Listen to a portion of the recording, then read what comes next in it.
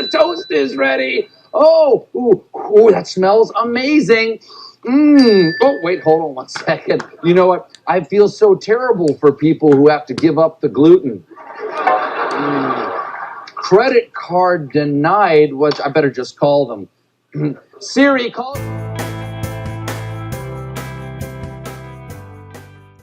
Putting that brief video in context, many of us are now working remotely, and distractions abound. Distractions are everywhere, from our children, our partners who are also working at home, our parents, our pets, our worries about COVID-19 spreading, and then the overall concerns about how to manage our workload from home, especially if that means interacting with a lot of other people remotely. And let's be honest, now there is no one around to see us checking our phones when we should be working, even while we're in online Zoom meetings, right? So, how do we keep the normalcy of work? How do we stay productive and focused when the world around us seems crazy? How do we manage our task load so at the end of the day we're not exhausted from the near constant task switching? I know I'm finding that exhaustion a whole lot more since I've switched to working remotely. Time management and focus is the key to surviving this switch to working remotely, or if you happen to be someone who's an essential worker and you have to interact with others remotely. This sounds a lot easier than it is in reality, right? So today I want to cover 3 topics that can help. First of all, managing the myth of multitasking, managing distractions, and then managing procrastination/motivation. And believe it or not, we can do it all with one deceptively simple technique. It's called the Pomodoro technique. So you'll hear my Pomodoro timer on my laptop, and it tells me that I've been working with hopefully some kind of focus for 25 minutes. I'm going to tell you more about this productivity tool in a moment. But first, let's talk about the myth of multitasking.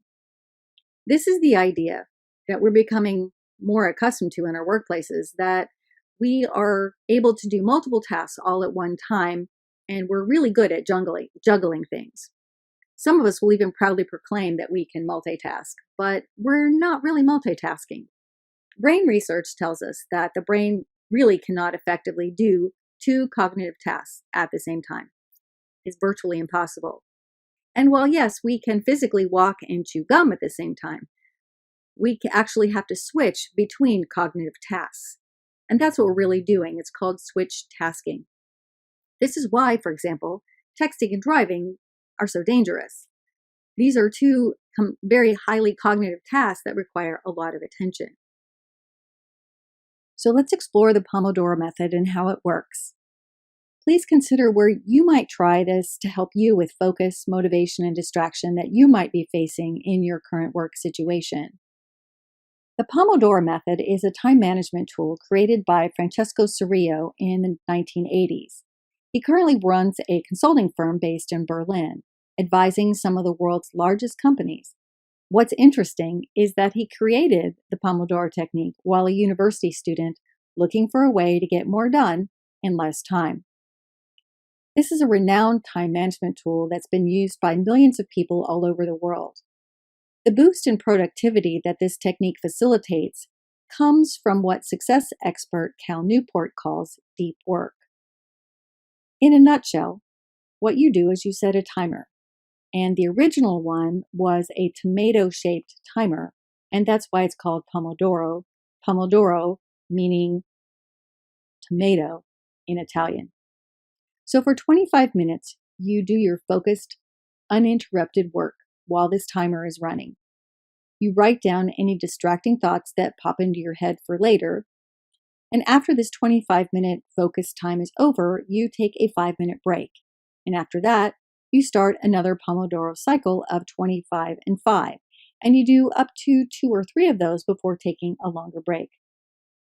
So some of the essentials of the Pomodoro are this. Number 1, timer of some kind, either a phone or an app on your computer. 2, distraction blocking enabled on either your phone, your internet if needed, and even, and actually very importantly, your physical space and time. Try things like noise-canceling earphones, closing the door, having a sheet of paper handy to write down any distractions. making sure that people in your family know that you have this time blocked off. Number 3, single task. So work on something very specific, such as maybe answering emails or working on that report or letter. I personally find that this technique works really well on writing tasks that I have tended to put off that I know require a lot of concentration and creative effort, like writing a script for a video. So this fourth part is huge and often underrated, but that's taking a mental break. During that break, you can answer those quick questions or grab that snack or coffee, or even better, go outside.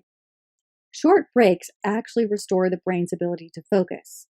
By giving your brain a chance to relax, you're actually giving it a chance to process the work that you were just doing. So after 2 or 3 of these sessions, then you take that longer break. And that's enough to maybe do a dance break. Who knows? You could be on TikTok. So why does this work? Well, number 1, the timer is essential because it provides incentive. It externalizes the discipline of how long you work.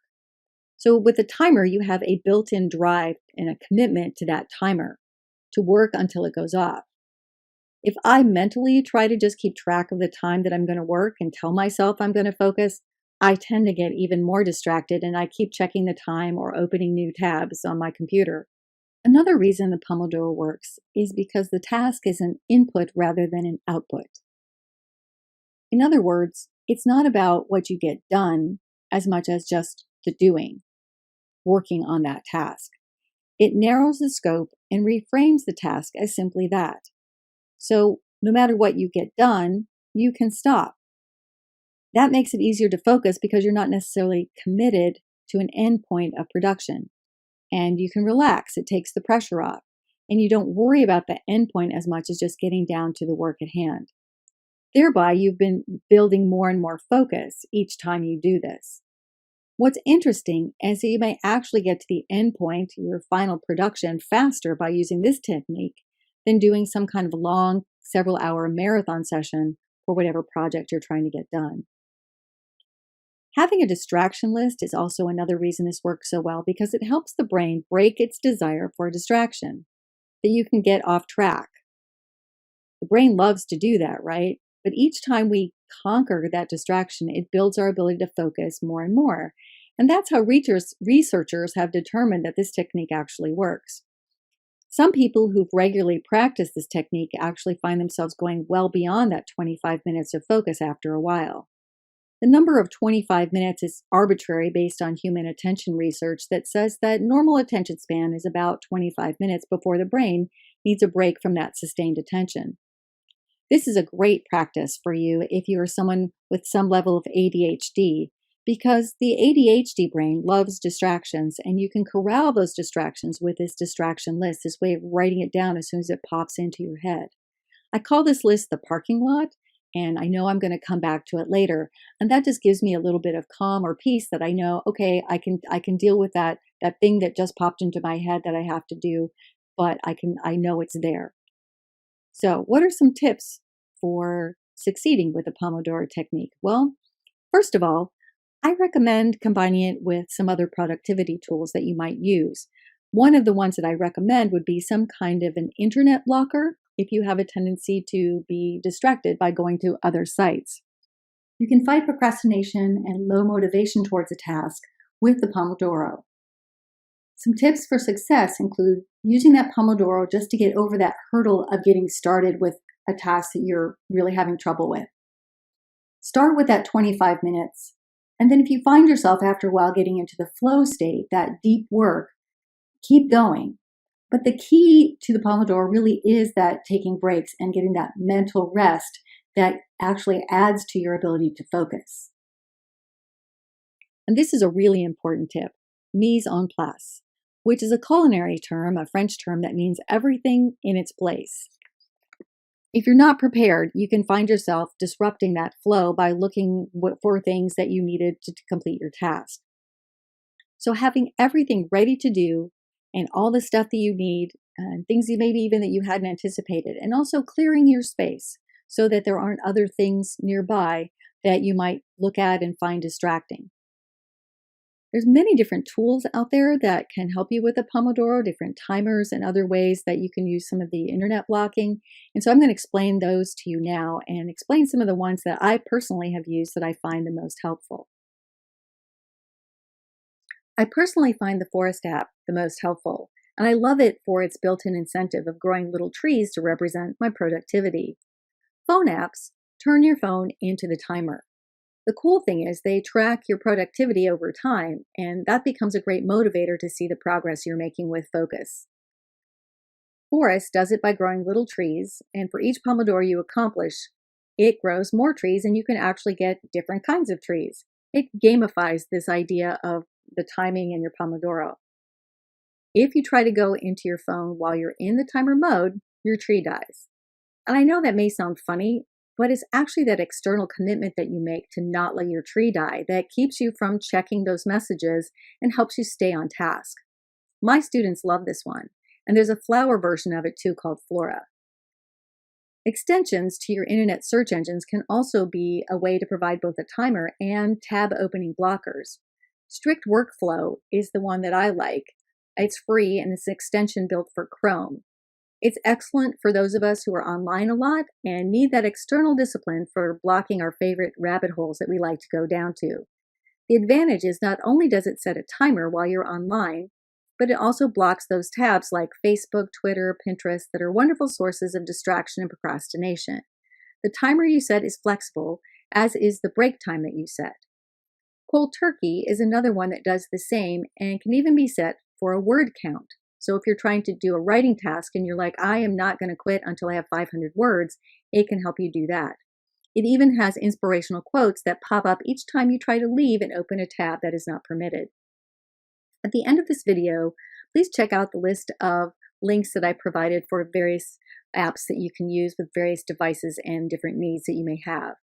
I hope you'll find one that you like and give it a try next time you find your focus waning or distractions too many. When I began this video, I said that you would find help with multitasking, or rather switch tasking, and help to manage distractions and fight procrastination and low motivation. And that we can do it all with this one simple technique, the Pomodoro, a task and time management strategy. The best way to beat distractions, flagging productivity, and procrastination is to create a new routine. My hope is that you're convinced enough that this works, and you'll give it a try, this new routine. It may not work for every task, but with our current pandemic-related variable work schedules and pressures, it can be even more useful for reclaiming our productivity. Thank you for your time and for listening. I hope you find something useful you can use. So be well, stay home, take care. Good day, everyone.